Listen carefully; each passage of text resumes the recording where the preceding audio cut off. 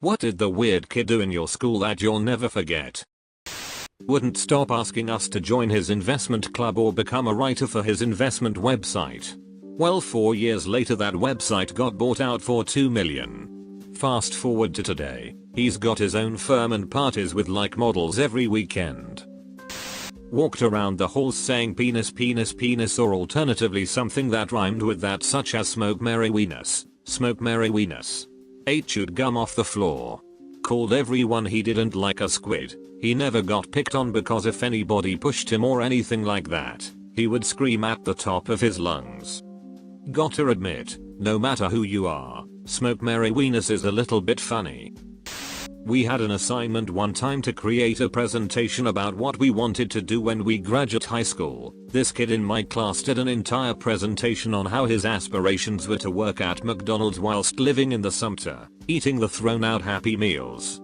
It was really well put together. The kid was really smart, just also really ducking weird too. So this kid basically wanted to grow up and become a seagull. One kid in my freshman speech class was extremely socially awkward, so this was already just a perfect setting for disaster. We had to give a 1-minute speech the second day of class off the top of our head about some of the things we like, and present an item or two that symbolizes your passions and interests. He goes up there, pulls out a pack of juicy fruit and just holds it up, pauses for a second, then said, "This is juicy fruit, my favorite gum. If you don't like juicy fruit then you can screw off," then went back and sat down. Everyone paused for a sec, looked around and just bust out laughing. It wasn't for a grade or anything, so I'm pretty sure the teacher just didn't care cause it was so funny. There was this weird kid named Gavin who sat in the front row of my nutrition class. One day, he was not in class. He never missed class, so as the teacher is doing attendance she asks, "Where's Gavin?" Just as she says this, everyone looks outside to see Gavin throw his backpack down a couple flights of stairs, jump down the stairs, and begin beating his backpack with a baseball bat. The teacher silently walked over and closed the blinds as the entire class burst out in laughter. Had to be one of the most hilarious moments in my high school experience. I knew a Gavin when I was 5. He was like 2 years older than me and was my neighbor. He always got naked outside. I should also mention we had neighboring apartments, so we had a shared yard. Instead of walking, the weird kid in my school chose to army crawl from class to class for all of high school. Apparently he thought he was the main character from Metal Gear Solid. He must have a godly core and back muscles. But no leg muscles. Well, snakes don't have legs. Wanted to freak out the substitute teacher, so in the middle of class, he began screaming while attempting to staple his hand to the desk. After a bit of blood and a whole lot of screams, I'd say he succeeded in his mission. Yeah, duck you. Substitute, haha. Normal kids give you a fake name. Hahaha, but not me. No, not me. Staple, staple, staple. He would walk around on his tiptoes like a T-Rex and then make dinosaur noises and hiss at people. Similarly, a girl at my college walked around with cat ears and would purr and hiss at people. I overheard someone walk by her and wave and say hi once, and she meowed as a reply. This was a tech school though, so I'm not even sure I'd rank her as the weirdest person there. We had a kid who jerked off in class multiple times in middle school, and the school decided to ban all girls from wearing mini skirts because of it. The letter my parents got in the mail about it was ducking hilarious. Also, it didn't help, and he eventually was suspended for 10 days. No one really knows what happened to him. WTF, why would they ban the girls from wearing skirts before suspending the kid who was jerking off? Well, you see, it was the girls' fault for dressing that way. They were basically asking to be jerked off too. You can't just stop men from jacking it when the situation calls for it. This girl Maggie would find someone new to latch onto every month or so. When she found someone she wanted to befriend, she would do crazy, over-the-top shit in an attempt to impress them. At one point, she was obsessed with a girl we'll call Kat. One day, Kat brought in a baggie of celery and was dipping it in a sauce cup of peanut butter. Maggie wouldn't stop staring and basically watched Kat consume every last piece of celery. Sure enough, the very next day, Maggie comes into class with, I kid you not, like 6 bunches of celery stalks, and a family-sized tub of peanut butter. She just eats it all day, with the biggest smile on her face, all while staring at Cat from across the room. This is a lighter example of the many off-the-wall things Maggie has done for her transient idol of the month, but the endless bushels of celery is just something I'll never forget. Go on. Nothing stands out as random as the above. For the most part, if she was seeking a guy's attention, she would dress insanely provocative, to the point where she had to be sent home to change. This would happen all the time. Her parents were absolutely loaded, so if you told her you were into some hobby, she would go out and purchase all of the supplies/materials day of, and bring them to class the next day to try and win your attention. Her nicer female stalkies would sometimes make the mistake of telling her where they bought their clothes, at which point she would immediately go out and buy the exact outfit and wear it the next day. I've seen that happen twice. I also recall her oohing and awing at the most mundane shit ever. For instance, if said stalkie casually mentioned brushing their teeth that morning, she would genuinely have a super out of place, fanatical reaction.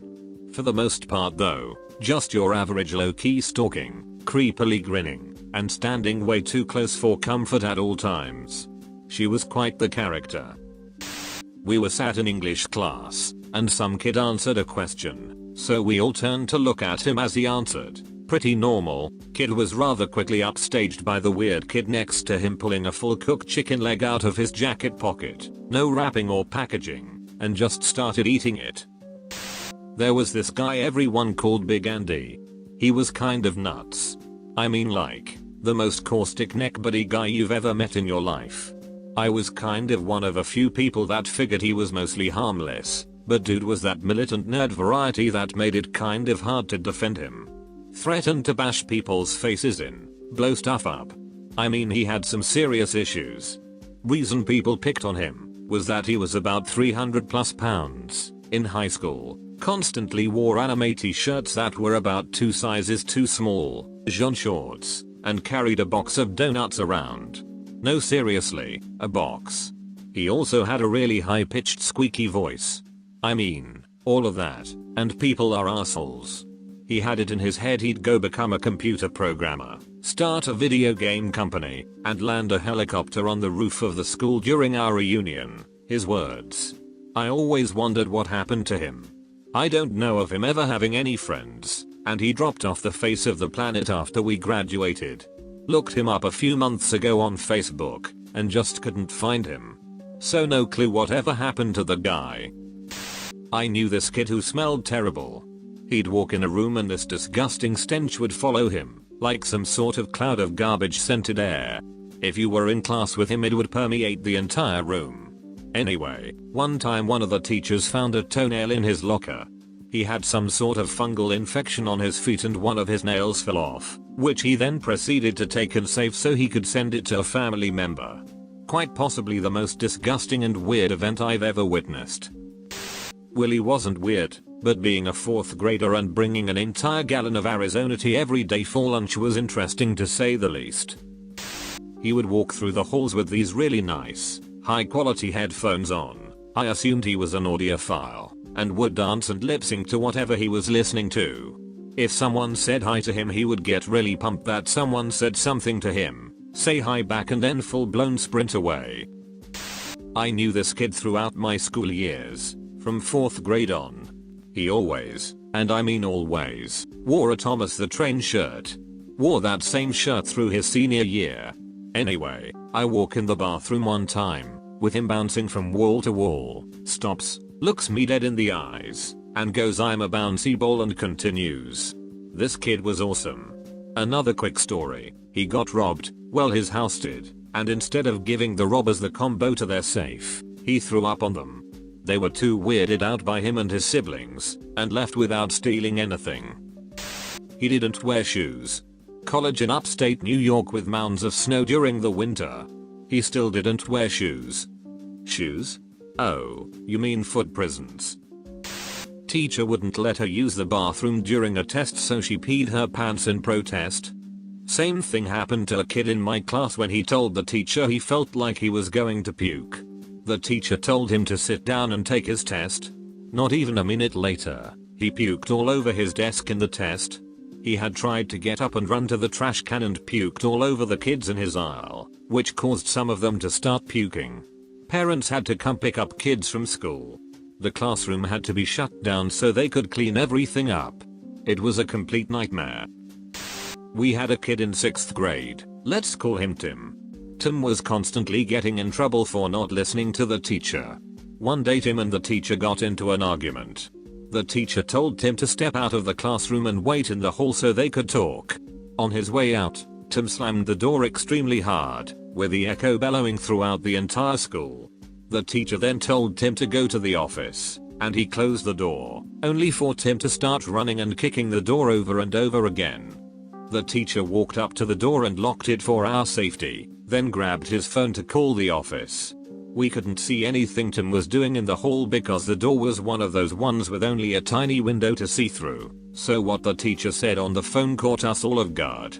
Hello, yeah, one of my students was misbehaving so I sent him to the office and he began kicking door. Now he is currently pacing around in circles outside the door with his belt in one hand and a boomerang in the other. He pulled his pants all the way down to go to the toilet. Also, one day his underwear were in the playground somehow. Ran around the halls like Naruto and shit, but weighed over 250 pounds so he was a freight train if you got in the way. So he ran around the halls like Chuji. Kid I went to school with was a nice kid, but weird. Definitely had some form of special needs, but I never knew what exactly. I'll never forget the day I watched him walking down the hall with a Twix wrapper across his eyes. Like he was wearing a Cyclops, X-Men, visor. I asked him why he would do that. His response was, well, I can see through it, so I wanted to see through it. Yes, it was translucent enough to see through. I felt so bad for this kid. He was bullied badly. The kids at school were awful to him. One day at lunch, I watched a giant Shad walk up to him after just sitting down with his lunch. Grabbed the kid's backpack and also his Game Boy from the table, which was like the only nice thing the kid owned, threw it straight in the trash, and then dumped the freshly bought lunch right on top of it. God, that makes me mad just now thinking back on it. On top of the constant bullying he received from the kids, the teachers had a hard time dealing with him. They did try, but it was tough when the kid comes out of left field with things and had zero home support, and everyone knew his mom didn't give a shit about him. Wouldn't take him to doctor's appointments, wouldn't get him his meds, wouldn't do laundry for him or help him with basic hygiene. She ran a salon and told him to sit in the corner and not bother her. He would ask for things like water or a snack, and she would just yell at him, in front of clients, which is why everyone knew all this. To be honest, I was seriously afraid of him getting a gun and shooting up the school. My city was a hair's width away from being in the woods, lots of camo and country music, so it would have been not too hard for him to get a gun somehow. I was actually planning, based on his schedule, escape plans, and what I would say if I encountered him on a rampage. One day he knocks on my door. Tells me he's moving down south to live with his dad, and he seems really excited. Thanks me for being his friend, and wished me well. Then, a couple years later, he was visiting the area again, knocks on my door, and says hi, asks how I'm doing, tells me he was thinking about me. He tells me things were much better, that he was happy living with his dad, and things were better. If I were a betting man, I'd bet that his dad actually got him proper meds, and acted like a half-decent parent to the kid. I hope things are going well for you, Josh. I hope that you got it together, because you always deserved better than pretty much everyone in town gave you.